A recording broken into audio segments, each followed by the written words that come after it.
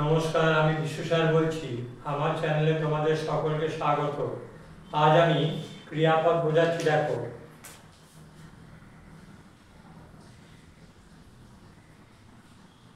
প্রথমেই বলি ক্রিয়াপদ কাকে বলে। যে পদের দ্বারা কোনো কাজ করা, হওয়া বা থাকা বোঝায়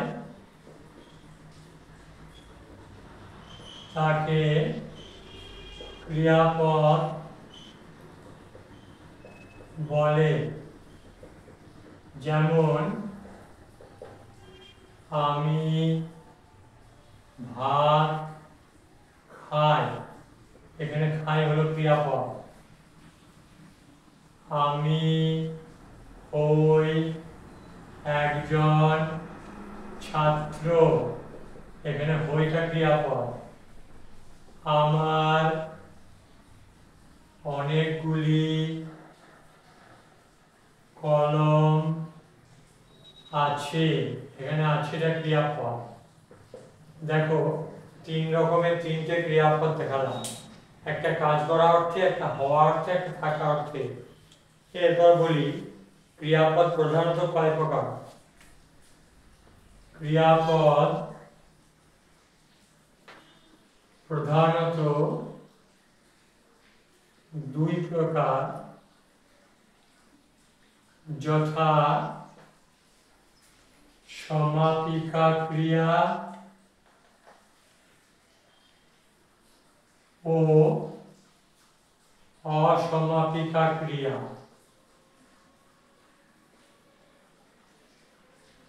এবার বলি সমাপিকা ক্রিয়া কি আর অসমাপিকা ক্রিয়া কি।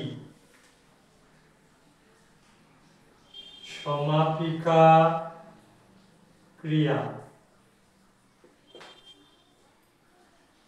যে ক্রিয়া বাক্য সম্পূর্ণ করতে পারে তাকে বলে সমাপিকা ক্রিয়া। যেমন আমি ভাত খাই, এখানে খাইটা হলো সমাপিকা ক্রিয়া, কারণ এটা বাক্য সম্পূর্ণ করছে।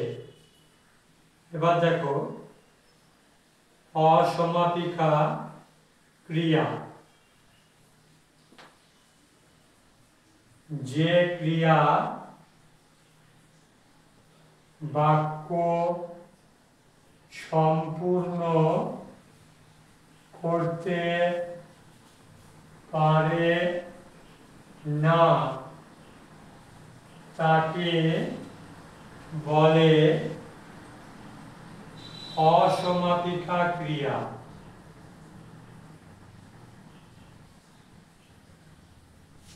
যেমন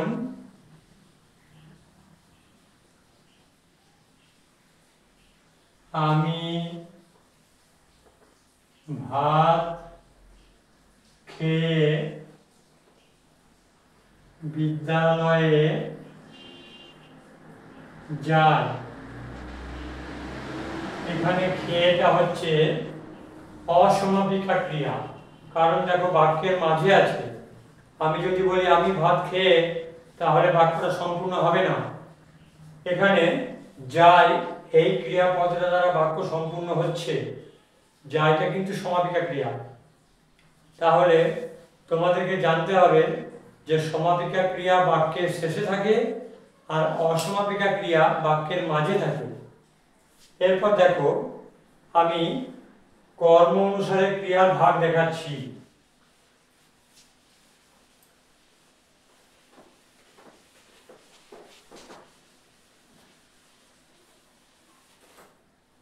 কর্ম অনুসারে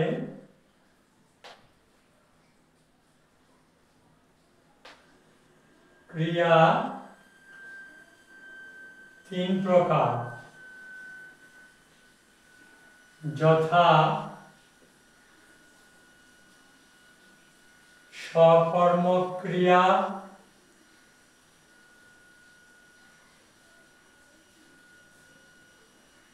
অকর্মক ক্রিয়া,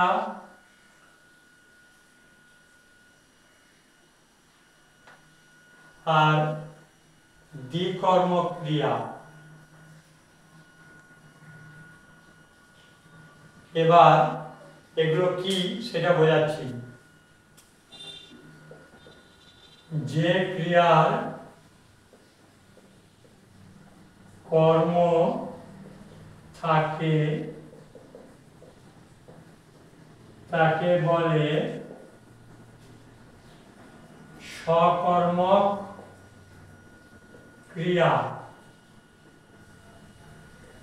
যেমন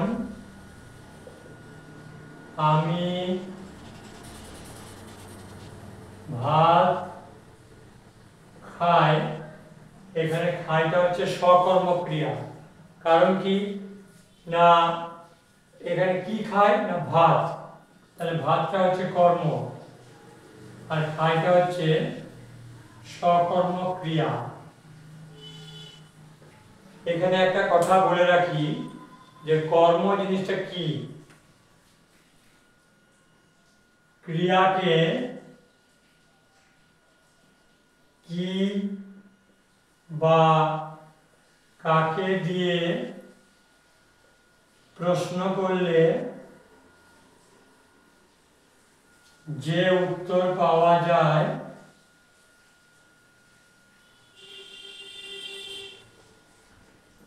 সেটি হলো কর্ম।